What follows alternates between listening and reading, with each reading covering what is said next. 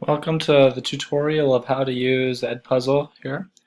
Basically what it is I'll have YouTube videos posted and there will be questions posted throughout the video that you'll have to answer, just comprehension questions that will help you prepare you for class.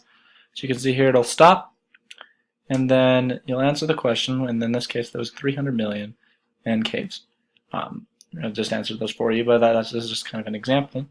Then once you've submitted your answers, and you can push continue, and the video will continue. And also with the thing here is you will not be allowed to skip, because I've already watched this parts of the video. See right there, I've already watched this part, but I've gotten to a part I can't watch, and then it won't let me skip forward. So you have to watch every part of the video.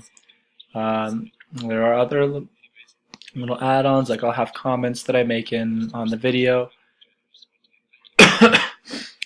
and that'll just help you with more of the answering the questions and comments and stuff.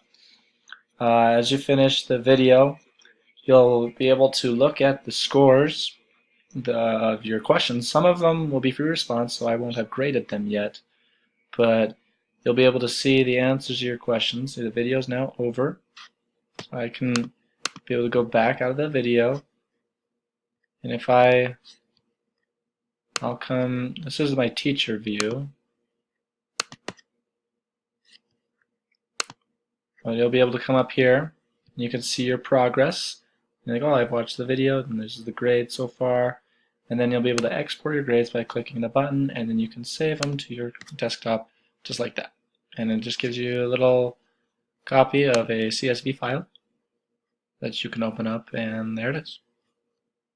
So that's how you use an edpuzzle.